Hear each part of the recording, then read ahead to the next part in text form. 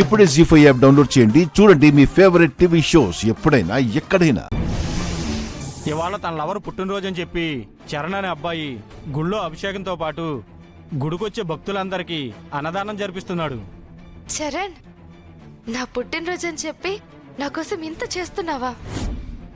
అక్షిత, వచ్చేసావా?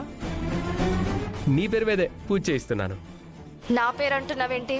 లోపల పంతులు గారు పల్లవి పేరు చెప్తున్నారు. పల్లవి నామ దేశ. నాయనా, నీ లవర్ అయిన ఈ అమ్మాయి పేరు మీద దేవుడి పూజ అద్భుతంగా జరిగింది.